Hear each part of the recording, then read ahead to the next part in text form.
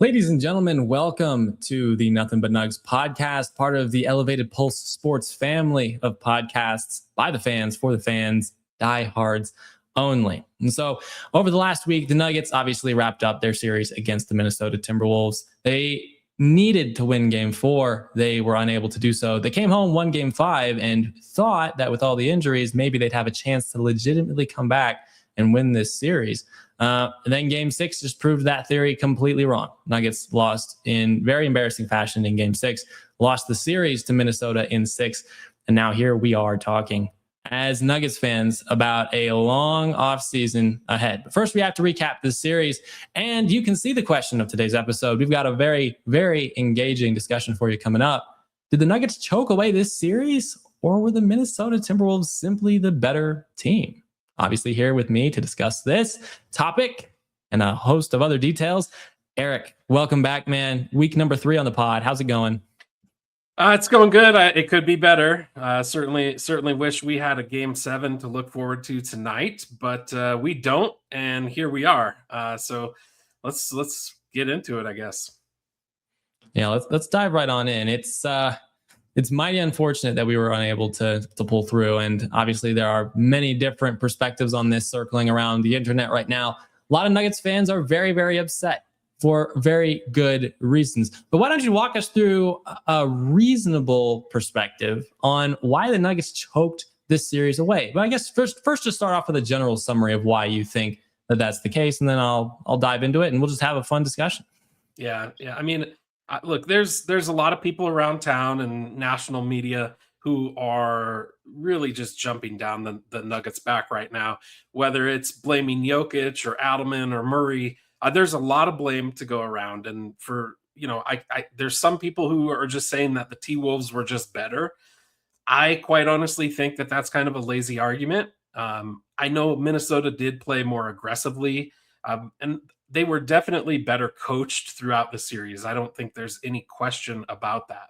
Adelman looked frizzled at times. I mean, you didn't see him doing a lot of coaching, at least not from my perspective.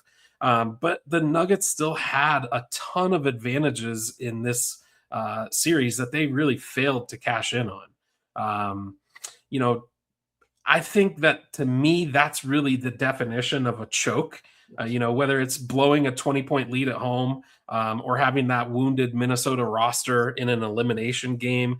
This just, to me, it wasn't about the Nuggets being outclassed or, outplayed. Ultimately, it was a lack of competitive fire and a collapse of their offensive identity, I think, that really cost them this series.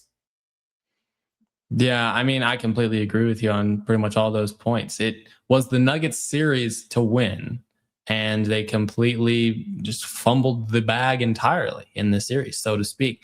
But I think there is an argument to be made that the Timberwolves were simply the better team in this series. And even going back to one of the episodes I did before the playoff series began, it was during the course of the win streak. I think they'd won 10 games. The Nuggets had won 10 games in a row at that point.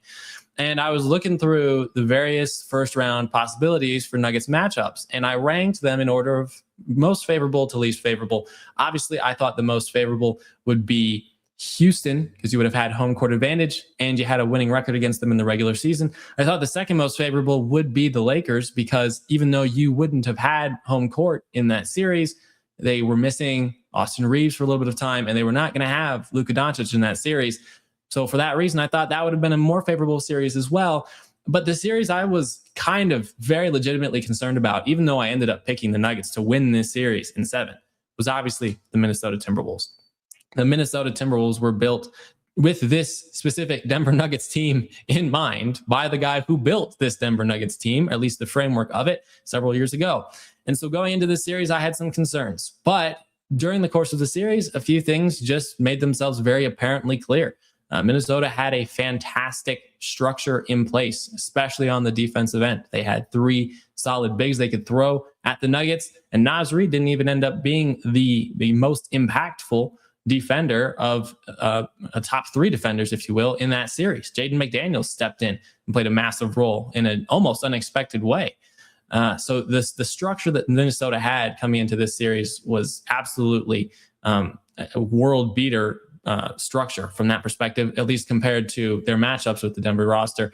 And then at the same time, you take a look and you see that some of the depth that Minnesota has on their team. We didn't know that their depth was going to be this solid, but the fact that they ended up missing 3 of their top guards in this series and were able to plug in guys like Terrence Shannon who go out and contribute in the flow of their offense was just absolutely unexpected and an absolute testament to their depth and team chemistry overall. And also, obviously, Minnesota, the bigger team, the more physical team, they just absolutely crushed the Nuggets in every possible physical category in the course of this series. And so it's for those 3 reasons that I think Minnesota actually just ended up being or demonstrating that they are the better team. And, now they have the Nuggets number in postseason matchups 2-1 over the last few years. But let's hear more about your perspective on the Nuggets choking. Obviously, the Nuggets, as the team favored to win the series, needed to put up a better performance than they did offensively during the course of the series. Dive into that a little bit more for us. Really walk us through why this was such an utter collapse from the Nuggets perspective. Yeah, collapse is the right word. So I have a couple of different points that I want to talk about, and I think it all kind of ties in together. But first I'm going to start out by just when you work so hard to get the home court advantage throughout the entire NBA season, that's supposed to mean something.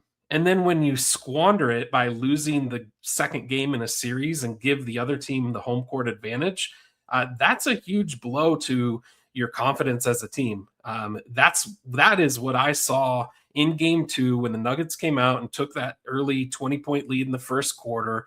And then you saw Minnesota chip away, and ultimately win that game 119-114. I looked at, the people who I was watching the game with at that point in time, and I said, look, to me, it looks like they just got their hearts ripped out. It was an emotional game for the Nuggets, and that was one that they couldn't afford to lose. I felt like after game 2, that's kind of where the series took a major turn for the Nuggets.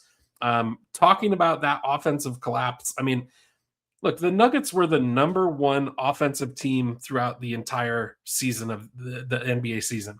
They averaged, 122 points per game, 29 assists per game, which was 4th in the NBA during the regular season.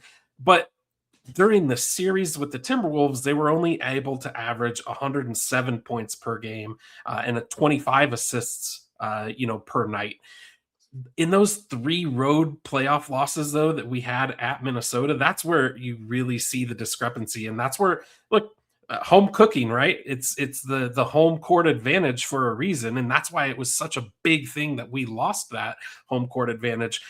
But the Nuggets only scored 96 points, and 98 points, while averaging just 19 assists per game in those 3 games. They went from a team that ran through the regular season kind of like a hot knife cutting through butter to looking like a team that was trying to solve a Rubik's Cube with boxing gloves on. They just couldn't figure it out. They were dropping passes. They were making mistakes that you don't normally see the Nuggets make. And that was super frustrating from a fan's perspective. And I'm sure you could see the frustration growing every game with the players as well. You could see Jokic's frustrations. He's not usually the kind of guy who's going to, go after somebody after the game ends or, in the closing seconds. That's typically not the way he behaves and how he plays. He seems to have a pretty good respect for the teams who he's playing against. And it's a competitive respect, right? But you saw that frustration growing.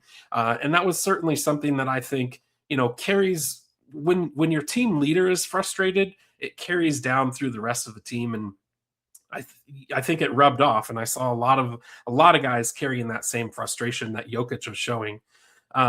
You talk about, again, kind of staying on that offensive side. When you have your 2 best players, Jokic and Jamal Murray, have essentially, I won't say it was their worst series, individually, but maybe as a combination, it was their worst series that they've ever had in a playoff series. In game 3 specifically, Jokic and Murray became the first duo to shoot under 30% with 15 plus attempts in the same game. We know we talked about it last week. Jokic shot under 27% that game. And I'm just not that willing to say that that was because of some, great defensive scheme or, Minnesota, just being better. To me, that was two superstars who failed to meet the moment. I look at that as guys who have been there, who have done that, and for whatever reason, whether it's being tired, being potentially injured, who knows what they have going on, being frustrated. Those were all things that kind of led to them having that type of series. Now, Jamal, obviously, he had some good games, and so did Jokic. So it wasn't the entire series. But those were kind of just spurts where they found moments where they were able to do things. I think you could ask everybody on that team to a man, and they would all say that none of them performed up to their expectations. I'll turn the page a little bit, shifting away from the offensive side of the ball. This is more just an identity problem, I feel, for the Nuggets. Think back to that championship run. The Nuggets were a team that, they out hustled teams. They outworked the other team. They would, be the guys winning those 50-50 balls. Under David Adelman, though, it feels like we've kind of shifted from being that junkyard dog type of team to really the worst rim protecting team in the NBA, or at least certainly in this playoffs. We talked about it, Chris. Minnesota shot over 73% at the rim. And we let Jaden McDaniels look like prime Kawhi Leonard for parts of that series because nobody wanted to put a body on him. He scored 32 and 10 in game 6, which, I didn't foresee Jaden McDaniels being the scoring leader in that series for Minnesota. But to me, I've coached basketball. I've got kids that play basketball. So I've been around the game a long time. To me, the most basic metric of effort in basketball is rebounding.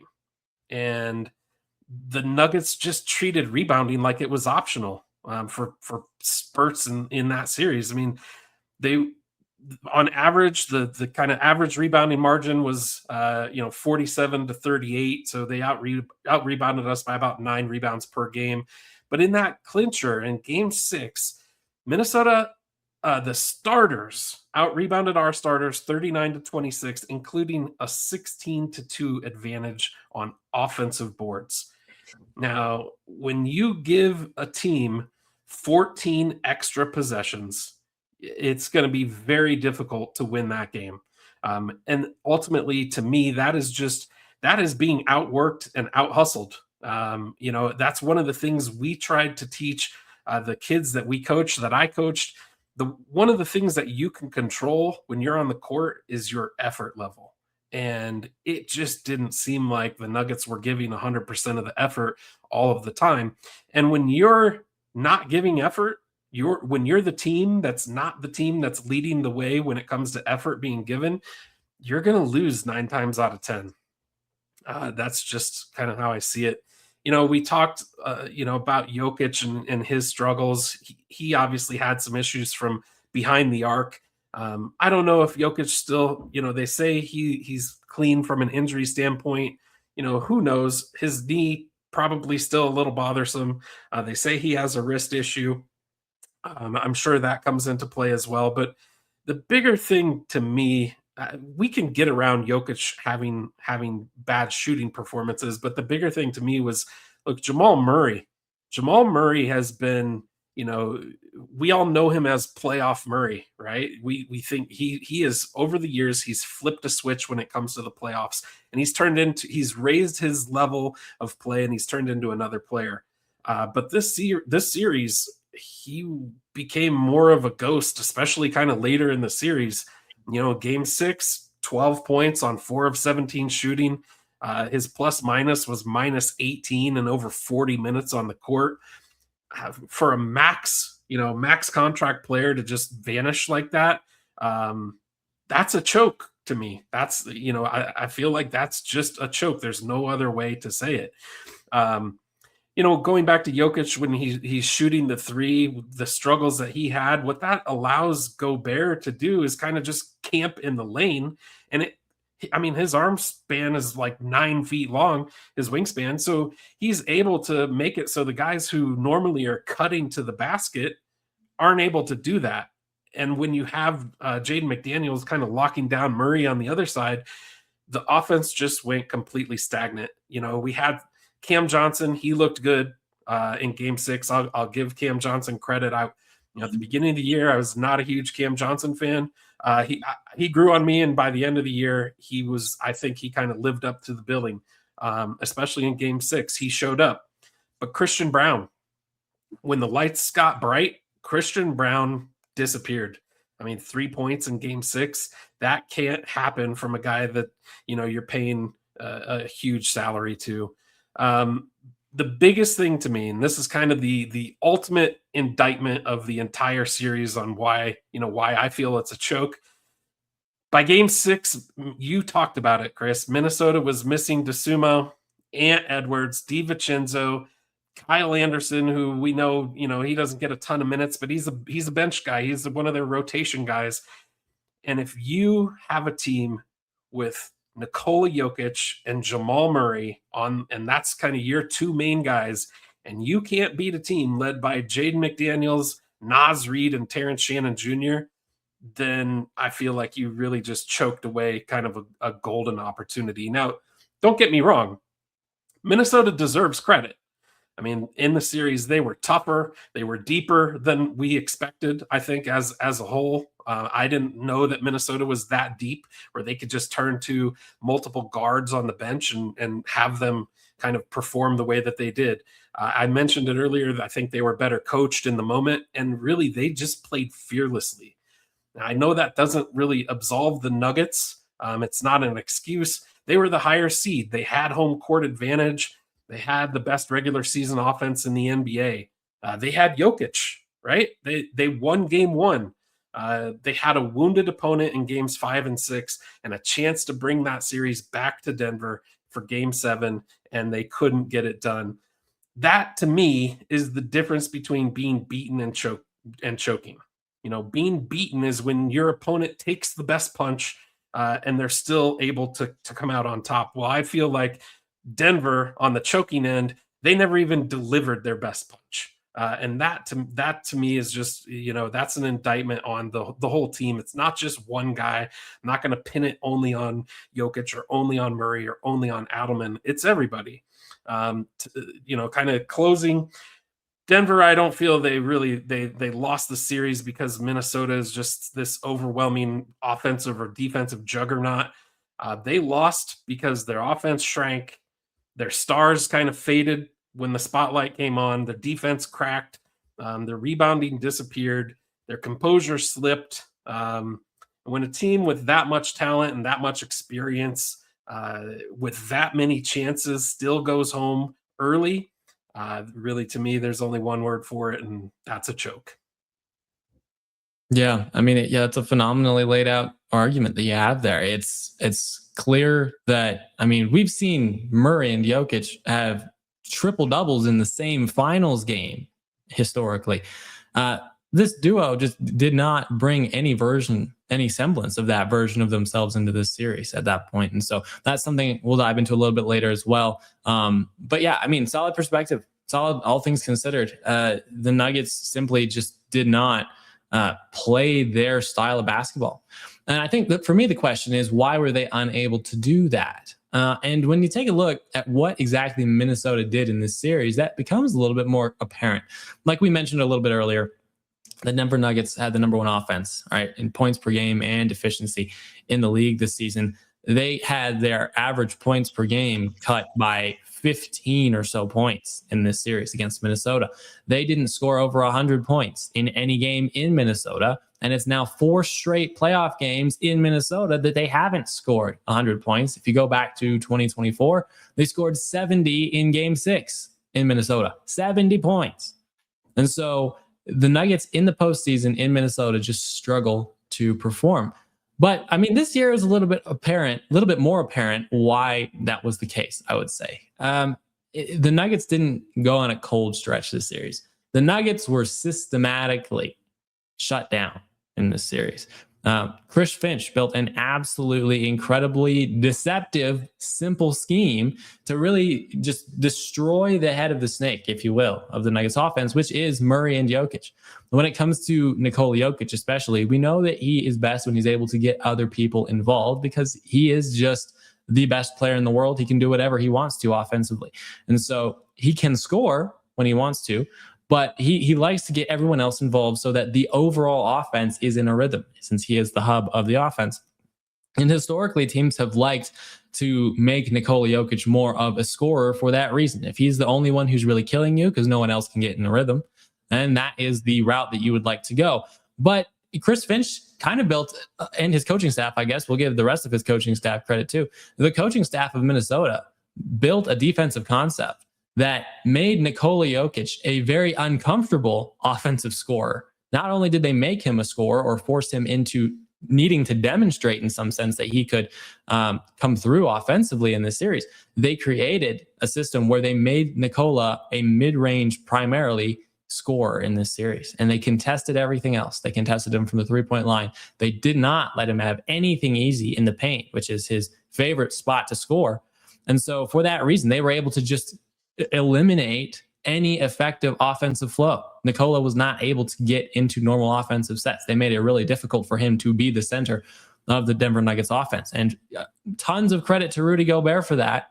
I mean, Rudy Gobert historically has had his challenges with Nikola Jokic, despite being a multiple-time Defensive Player of the Year award winner. But they found a way to get him into defensive sets that helped him optimize his skill set this time around. I mean, he was anchored in drop coverage, forcing himself to protect the rim.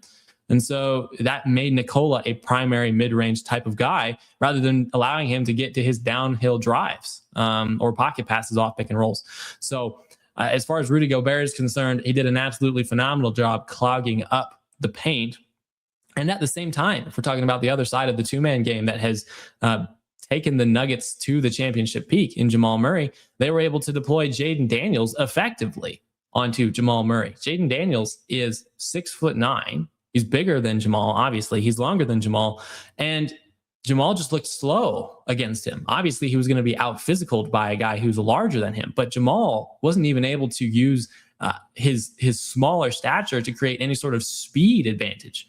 Jaden McDaniels really just physically punished Jamal in this entire series. He had plus athleticism around pick and rolls. He used very disciplined footwork and was able to come off and contest Jamal off of pick and rolls. And so there's just nothing they could do to even get Jaden McDaniels off of Jamal Murray to even relieve some of that pressure. And then obviously we saw during the course of the series, especially after game 2 and onward, a lot of full court pressure with Jaden McDaniels picking up Jamal Murray before he even gets to half court. Just wearing Jamal down, just taking every single last bit of energy that they possibly could extract from Jamal with Jaden McDaniels. And so the strategy really did, from Minnesota's perspective, demand elite type of individual execution. And they really did get it from a guy who is historically known as a good defender in Jaden McDaniels. But I mean, to lock down an all-star who is known as a playoff riser to this type of level was just really unexpected. Jamal shooting 4 of 17 in game 6, 4 of 17 in an elimination game. Just unheard of. It just doesn't happen. It has not historically ever happened that way. And so all that said, the defensive system really centered around Gobert taking away Jokic's most comfortable scoring outlet after making Nikola have to prove that he's a scorer. And then it also centered around Jaden McDaniels playing just the most lockdown, suffocating defense that we've ever seen him play against the Nuggets, against Jamal Murray in this series. And so it was just really uncomfortable for the Denver Nuggets to get in an offensive rhythm for that reason. You also take a look at McDaniels on the offensive end. I mean, like you kind of mentioned, he looked like prime Kawhi Leonard in certain offensive series in this series. 32 points in an elimination game for Jaden McDaniels. That is just a clear indication that the Nuggets just don't have the personnel necessary to defend against a Jaden McDaniels. And this is kind of where you're a little bit disappointed that Michael Porter Jr. was let go of this last offseason. Now, to be fair, I was a very massive proponent of that trade. I thought that it was a good value trade for the Nuggets to get Cam Johnson in exchange for giving away a guy in Michael Porter Jr. who had dealt with some injuries in the last postseason. Wasn't necessarily an incredible defender, although he was improving in that regard. And so this is kind of where you miss Mike, because even though Mike wasn't necessarily the best defender, he was a guy who could physically match up from a size perspective with Jaden McDaniels. But the Nuggets just didn't have the personnel to be able to deal with Jaden McDaniels in this series. Cam Johnson, you figured, would be that type of guy, but for whatever reason, he just was not able to get into half-court defensive sets where he was regularly on Jaden McDaniels. You saw this a lot in Game 6, too, where Jaden McDaniels just picked on Jamal Murray defensively. Somehow Jamal Murray was not able to get off of Jaden McDaniels on the defensive end of the court, and that was just the most insane mismatch of the entire series. Jaden McDaniels did whatever he wanted to against Jamal Murray, and it was just absolutely disappointing to watch from that perspective. So shout out to Jaden McDaniels, I guess, too, offensively in this series. Now, when you start to look around a little bit, obviously the Nuggets got absolutely out physical. That's another reason why the Nuggets just got obliterated in this series. And one of those sort of sneakier, less spoken about reasons why that was the case is because Julius Randle was there. I mean, Julius Randle didn't put up his regular season averages from a scoring perspective, but he was another physical body that the Nuggets had to contend with offensively and defensively. He was getting in there battling for rebounds, and it was just tough without Aaron Gordon to find somebody who could effectively cover him wherever he was on the offensive or defensive side of the ball. And so Julius Randle definitely made his presence felt. Not having your best defender, arguably, and obviously your best defender of bigs in this series did not help. And so, I mean, you really just did see the reason why Minnesota just abused Denver on the offensive glass, on the defensive glass, with points in the paint. I think at worst, I think it was game 6? I think it was game 6 that the Nuggets got outscored by over 20 points in the paint. And that is the Nuggets calling card with the back cuts, with Nikola Jokic getting little floaters and drives in the paint. It was just incredible that Minnesota just took absolutely all of that away. And Julius Randle definitely contributed to that effort as well. But I mean, aside from the physicality aspect and aside from the defensive scheme that was centered around Gobert and McDaniels, Minnesota just proved that they had better depth and better chemistry overall. I mean, keep in mind, this is a team that has gone to the conference finals in back-to-back seasons. 2024, obviously they beat Denver to make it there.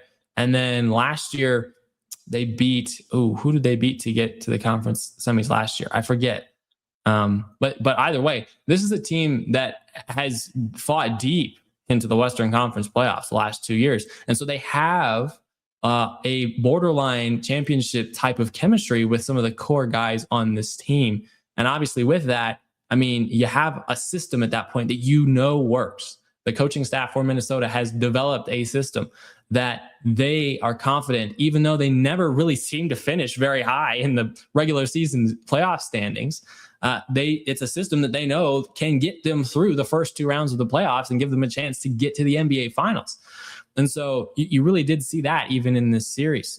It didn't matter that their top 3 guards went down in Edwards and DiVincenzo and Ayo Dosunmu. It didn't matter because they have a system that they trust. They have a system that allows them to plug a rookie, Terrence Shannon Jr., into the starting lineup, and he is able to drop 24 points in game 6 of the first round of the playoffs as a rookie.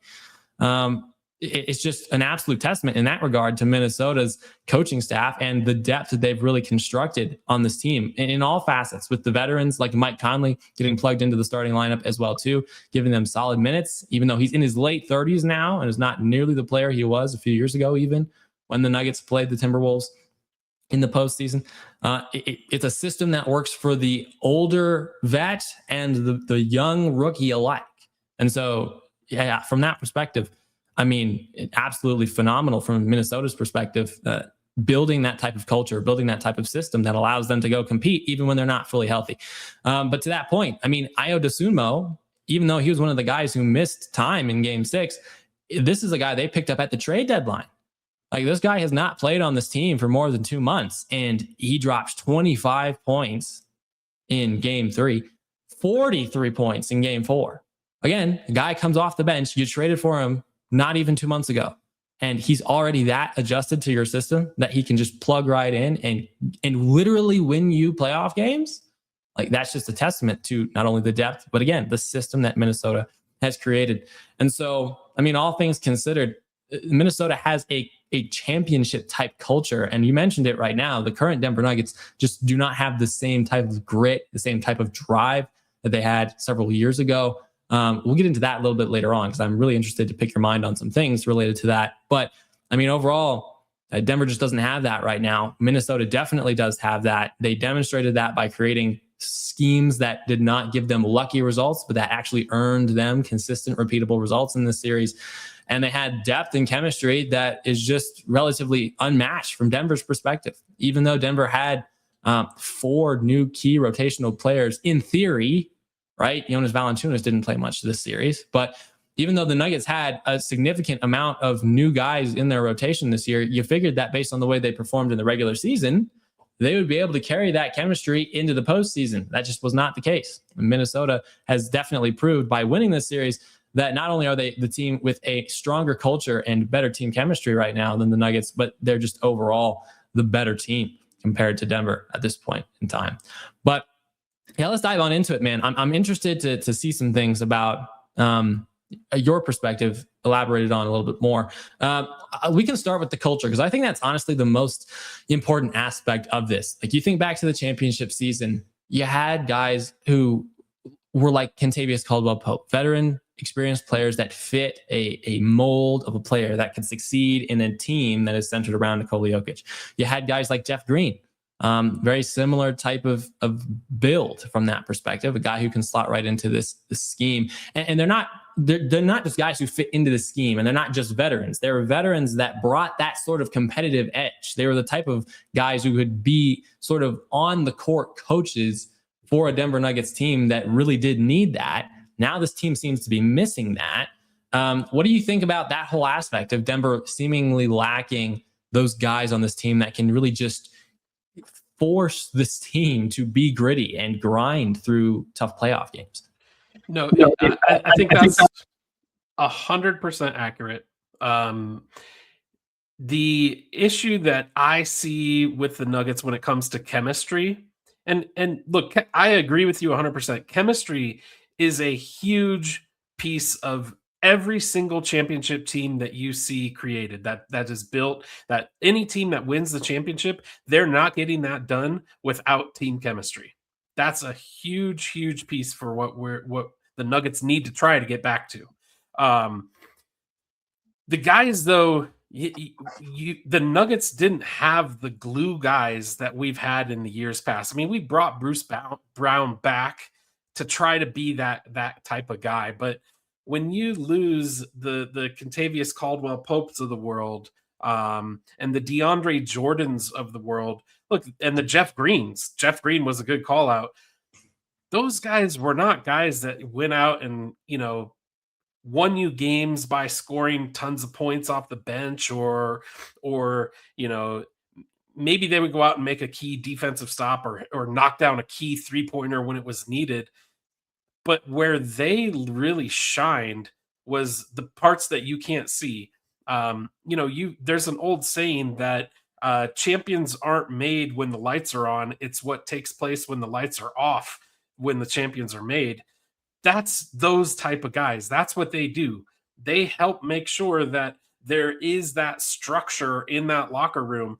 I know every locker room is going to be different, but I don't want to call it like pecking orders, but like I mentioned earlier, when you see Jokic being so frustrated and you see Jamal being so frustrated because he can't get any space away from Jaden McDaniels, or Jokic just not being able to take the ball into the paint like he likes to do, that frustration wears down through the rest of the team. And the Nuggets didn't have that person on the bench to just calm everybody down, to reset the stage, to say, hey, guys, don't forget, we've been here before. We've done this before.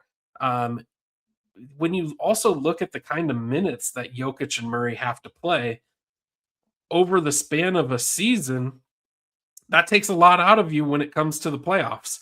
And I know Adelman had a little bit deeper bench this year.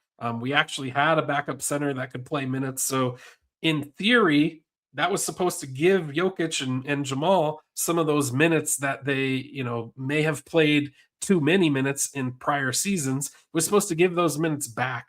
And I don't think it really ever did because Adelman couldn't trust the other guys that were coming off the bench to play enough minutes to solidify, to win games in the regular season. And I think that still is a big piece that needs to be addressed, with how this team is built. It's clear you're 100% right.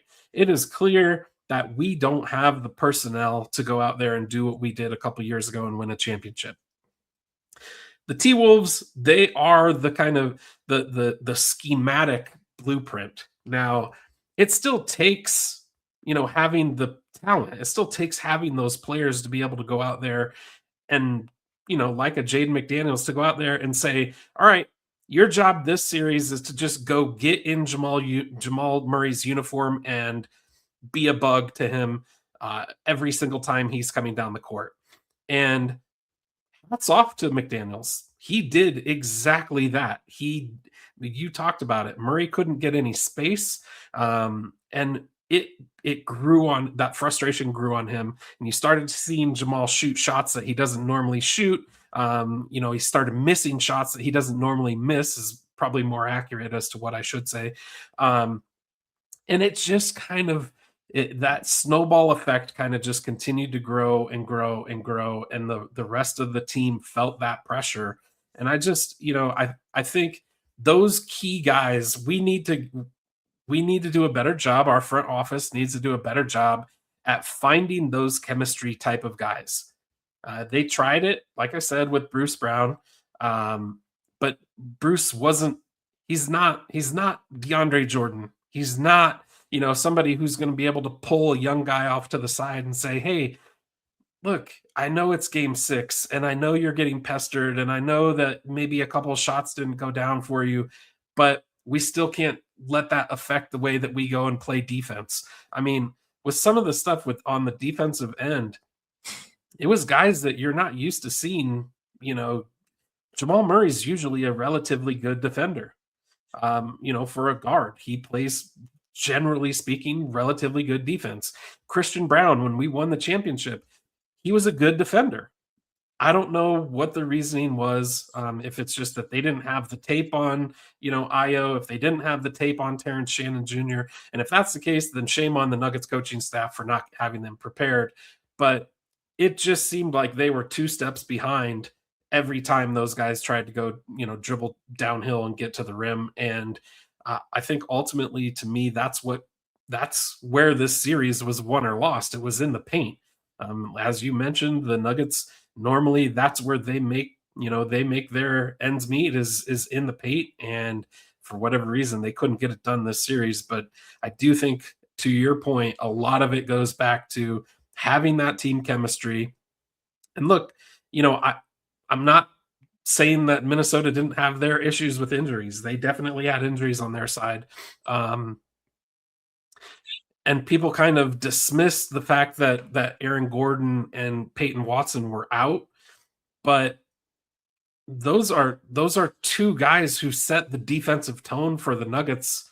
And when you lose those 2 guys, sometimes that defensive identity it disappears, and it seems to be that's what kind of happened in this series. Yeah, I would agree with you. It's just tough to see that be the case, especially for us, right? As fans who have seen what this team looks like when it's well connected with the 2 stars that we have on this team with Jamal and Joker. And it's just very disappointing to see them be so unable to be themselves in the series, and then to not really be able to motivate themselves to just get in that sort of zone, where they just decide, all right, we're better than this team. We're just going to outwork this team, type of thing. It's sad to see. I mean, also something we talked about on our preview of this series was that the Nuggets did really need to force Minnesota into more foul trouble. They were just unable to really do that outside of game one. It just felt like they weren't even able to create opportunities to put some of these guys who were giving them problems in foul trouble. They weren't going at guys. They weren't really able to do that consistently. And I mean, they tried sometimes when they were in a sort of desperate situation. It almost made some guys look like SGA for a second, right? Just the types of fouls they were trying to draw. And I was like, oh my gosh, this is really bad to watch. But I mean, you also made the point about Aaron Gordon and Peyton Watson too, right? Not having those two guys, those are your two best defenders. And quite honestly, the issue wasn't defense necessarily in this series. It really was offensive. And so, I mean, but even to that point, AG gives you so much on the offensive end that I think even Chris Finch himself admitted that their scheme had to significantly change once he became a better shooter. Peyton Watson became an absolute revelation this season. It was very unfortunate that the guy who was at points this season, your third best player, was not able to even suit up for a single minute in this game. Just disappointing, all things considered. But this goes back to what I said at the beginning of the season too, that the Nuggets could win the championship this season if they stayed healthy, and they were just in laughably bad fashion unable to do so. Now, I'm not sure what the reason for that is. If that's a trainer's issue, like the guys are not getting in a good workout and physical maintenance routine, or whatever the case is. Maybe it was just a storm of a bunch of other bad things. But I mean, health is the most important aspect of succeeding in professional sports. If you are not healthy, you cannot play. What do they always say? It's like the best ability is availability. And so the Nuggets didn't have that. And I mean, I guess we could blame that all we wanted. But again, when you think about the compete level of this team, it just wasn't there. It was not there. Is there anything interesting that you noted about the sort of Minnesota aspect of this perspective that stood out to you? I mean, the biggest thing that stood out to me was just their aggressive nature of attacking the rim. I mentioned this kind of on the last podcast, and I know we've talked about it. Minnesota typically, outside of Ant Edwards, Ant is one of the best finishers at the rim, in the league. But outside of him, they just don't strike me as a team that is going to attack the rim with the ferocity that they did in this series. Jaden McDaniels made the comment, I think it was after game 2, where he just said, look, we're going to attack their terrible defenders. And he started calling guys out by name, and he basically named all the starters on the Nuggets team. The rest of the Timberwolves, they just adopted that and they took it to heart, and they said, well, look, if he's going to say it, we're going to back it up. And I think that's exactly what they did. They took Jaden McDaniels' words and they said, look, he's not going to be scared to say it, so we're going to go out there and do it, and we're going to do it until the Nuggets stop us. And you could see it in the way, guys like DeSumo. I know he was 5 for 5 in that big night from 3 when he scored 43 points, but the majority of his points came on attacking the rim. Terrence Shannon Jr., again, a rookie, a guy who got limited minutes, in the regular season, not somebody who you would have, circled coming into this series saying, we got to watch out for him, comes in a deciding game 6 and essentially looked like, a guy who has done this for 10 years, where he had no problems at all putting his head down and driving to the basket. I mean, that dunk that he had where he just kind of threw it down towards the end of the game, that was, to me, the epitome of this entire series, where Minnesota just said, this is what we're going to do. If Denver's not going to stop us, then they're not going to win this series. So to me, that was a big thing that stood out that I really didn't expect. I thought the Nuggets would put up a better defensive. I thought that the Nuggets would have a better defensive game plan, which that's on the coaching.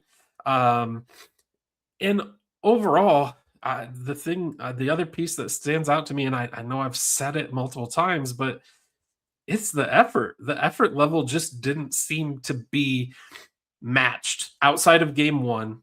And then game 5, where the Nuggets were able to I think game 5 was probably the Nuggets' best game. That was a game where I think Minnesota maybe took the foot off the pedal, so to say. I think they were. I won't look in the NBA playoffs. No team is just willing to give up a game to go back home.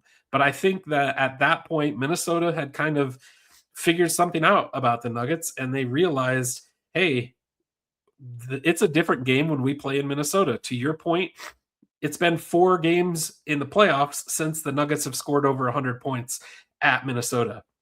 I think they were very comfortable with their defensive structure. I think they were very comfortable with the game plan that they had, and they knew when push came to shove that they were going to be able to lean on that defense. And ultimately, it took them to where we got to at the end of this series. Now, I'm a little curious. We talked about injuries, and obviously, Minnesota had a lot of injuries in this series. We talk about Aaron Gordon, we talk about Peyton Watson, but if you eliminate all injuries and you just say, okay, it's a clean slate for both teams, do you feel like this series still kind of plays out that same way that it did, or do you think that maybe it's a different type of series where you see a better offensive structure for the Nuggets because you have Aaron Gordon, because you have Peyton Watson? It kind of straightens out the bench rotations and things like that. I mean, what's your thoughts on that? So if both teams were fully healthy, I think the most interesting aspect of that would have been Peyton Watson, right? Peyton Watson would have been the biggest X factor there, because as a guy, here's a guy who up until this past, when did he start getting regular playing time? December or January? Up until around then. I mean, this is a guy who we were like, he's kind of really not starting to develop into the guy we thought he would become. And then all of a sudden he came on the scene, got legitimate starting minutes with all the injuries, and he demonstrated that he was a completely different player. Even at the beginning of the season, he kind of started to show shades that he was a little bit better of a shooter too, but you really didn't see the full picture, all of it together, until he got thrown into the starting lineup. And so he kind of came on the scene out of nowhere. Then he gets hurt, misses tons of time, just like everyone else, it felt like, this season. And then he came back, and then he got hurt again. But if he was able to be healthy in this series, he would have been the largest X factor, because it's like, which Peyton Watson are you going to get? Are you going to get a Peyton Watson who's going to be able to put up similar type of production in a playoff series against a very physical Minnesota team, or not? Which Peyton Watson is going to show up? And so, assuming we got a Peyton Watson that was not too far departed from regular season Peyton Watson, I think I probably would have still picked the Nuggets to win in 7. There was no way I was picking a series between these two teams that went less than 7. But I do think if you have Peyton Watson, you're probably better able to shut down Ayo Dosunmu. Okay, Ayo Dosunmu doesn't score 43 points in any game this series if Peyton Watson guards him in any significant capacity. This is not going to happen. And so for that reason, maybe you're more competitive in game 4. And maybe you do win that pivotal game 4, which gives you the ability to come home and win a game 7 tonight, in theory. If you had a healthy Aaron Gordon and a healthy Peyton Watson, then it gives you the ability to take some of the pressure in the paint off of Nikola Jokic a little bit. But again, even throughout the course of this season, the offensive scheme that we saw and the chemistry that we saw between Jokic and Gordon wasn't quite the same. It was good, but it was good in a different way, right? They didn't really do much of the alley-oop from the dunker spot this season with Nikola and AG, which was very interesting. And that was something that helped them succeed offensively against Minnesota the last time these two teams played in the postseason, especially in the championship season. So, I mean, obviously, I think with a fully healthy Nuggets team, I don't think that Minnesota would have won the series. I don't really think, from the Minnesota perspective now, I don't think Dante DiVincenzo goes out and gives you some 25-point game. He'll drop a decent amount of points, and he'll be a solid starter for that team as their starting point guard. But I don't think he's a series changer in that way. Anthony Edwards, if Anthony Edwards is healthy, now that's a more interesting question, right? Because Anthony Edwards, who has his full explosiveness and is getting in the paint with more aggression and is shooting the ball a little bit better because he gets a better launch with his jump shot, that would have been a very interesting situation too. But I think ultimately the Nuggets just would have had more if they were healthy than Minnesota would have had against us if they were fully healthy, if that makes sense. I think us missing Gordon and Watson was more impactful than them missing DiVincenzo and Anthony Edwards in this series, even though Anthony Edwards is their best player. The two top defenders for a team are more important in theory. And so I think I still would have picked Denver in 7 if both teams were fully healthy. But obviously, it's unfortunate that it didn't shake out that way. What do you think about that, though? I'm curious. That's a good question. I agree with you. I think that having your two best defenders, taking your two best defenders off the team, and then having that be exploited as the main weakness, to me, is that those were game changers. I agree with you in the sense that we still don't really truly know what Peyton Watson we're going to get. But I do wonder if there's anybody in the Nuggets front office who maybe feels like they gave the wrong guy the bag when you look at Christian Brown versus Peyton Watson. So I think that's something that's going to be interesting as we move forward to see is Christian Brown going to be the guy who can live up to that big paycheck? Is Peyton Watson going to get that big paycheck? He certainly is. It maybe not with Denver. We'll find out. Hopefully it is with Denver. But it'll be kind of interesting to see those two career paths as we move forward. One other thing I did want to mention, I read this. The Nuggets were second. They ranked second from playoff teams. They were fifth in the NBA when it came to overall games missed due to injury this season. Cleveland was, I think, the only other playoff team who had more injuries than the Nuggets throughout the season. So that's a big, that's a big issue. You nailed it on the head. Availability is your best ability when it comes to the playoffs. And now, unfortunately, we're looking at Aaron Gordon, who 2 years in a row has had some struggles with being available come playoff time. You hope that that's just kind of a blip on the radar, but look, soft tissue injuries are usually ones that don't go away. Those are the types of injuries that typically tend to linger, and they pop back up season after season. So who knows what it will force. We'll see what it comes to in the future. But clearly, I think the Nuggets have some work to do this offseason. I think there's some major things that they need to address, and I think everybody's kind of waiting to see what Jokic does when it comes to that extension. I think the national media makes it a way bigger story than it actually is with regards to the extension. He clearly didn't sign it at the end of last season, because if he waited till the end of this season, he could get like 60 million more. Why wouldn't you just wait when it's that kind of money? So I'm not ultimately too worried when you hear Jokic say he wants to be a Nugget for life. You got to take him at his word. And hopefully the Cronkies feel the same, that they want to keep Jokic as a Nugget for life. But it'll be an interesting off season for sure to see what the Nuggets do, whether they address a coaching change, whether they address some of those team chemistry issues that we talked about. I'm for some changes, but I don't think you really have to I'm not that person who's out there saying you have to just blow it up and move everybody. Although, could I see them taking that route? I definitely could. I don't think it's necessary. Um, but we'll see. I guess that's why I'm not an NBA general manager. Yeah, fair enough. I mean, they've got some really tough decisions to make from a financial perspective, from a team chemistry perspective, et cetera, this offseason. So we will see what course of action they decide to pursue.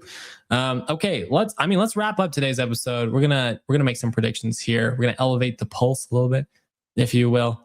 Um, here's my question for you. I'm gonna make a prediction about the Timberwolves Spurs series because I'm taking the Timberwolves side today. But for you, if as we're thinking about this offseason, which do you think is more likely? Do you think it's more likely that the coaching staff gets fired, or is it more likely that we trade two or more of Aaron Gordon, Cam Johnson, or Christian Brown? Okay, so I think it's more likely they make a coaching change. I and the reason I say that is because I think Mike Malone still kind of he shadows over this coaching staff. For all the failures, and look, this is sports, so every team, every person, every player, there's always going to be successes and failures. Only one team walks away at the end of the season happy because they're the team that wins it all. Um, but I do think that David Adelman just looked above, in above his head at times in this series. I didn't see the on court adjustments. I didn't see, even game to game adjustments being made on a team that was clearly saying we're just going to attack the rim, and if you can stop us, stop us.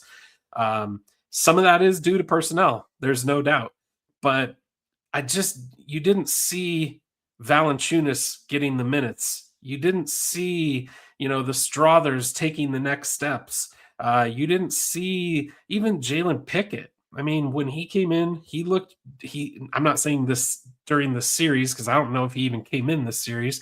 But during the season, when he came in, he looked playable. For some reason they gave Tyus Jones those minutes in the series, and maybe that's because of a comfort level of being, having played in Minnesota. But I feel like of those two options, a coaching change is probably more probable than getting rid of two of the three. Now, I will put that with a little bit of a caveat. I think that there are always deals out there to be made.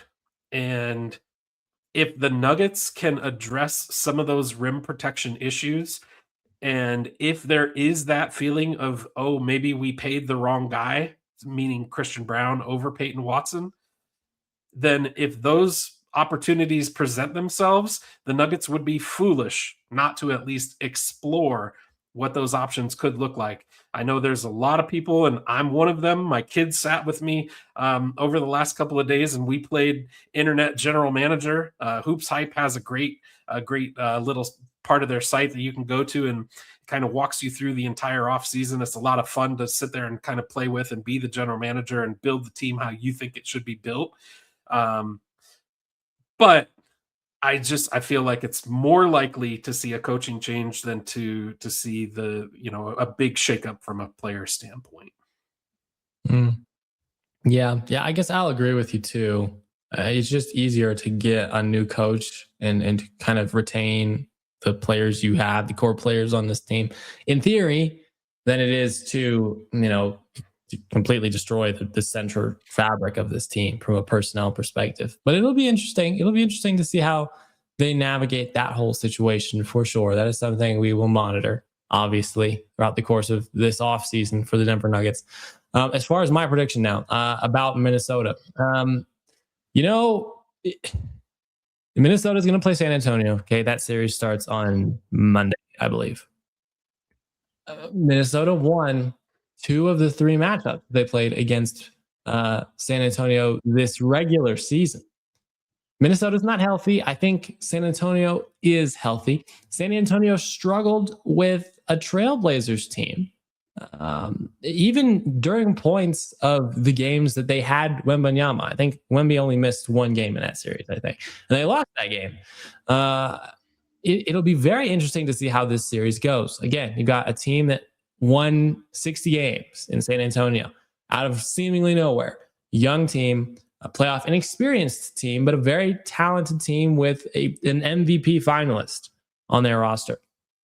Going against a Minnesota team that has beaten the team that many people thought would win the NBA championship this season.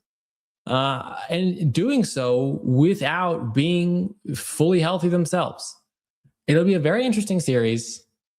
I've had some success this season against San Antonio. I picked Denver to go into San Antonio in one of their last matchups of the season and beat San Antonio by 5. And that actually happened. They beat San Antonio by 5. So I've got some good track record in this regard.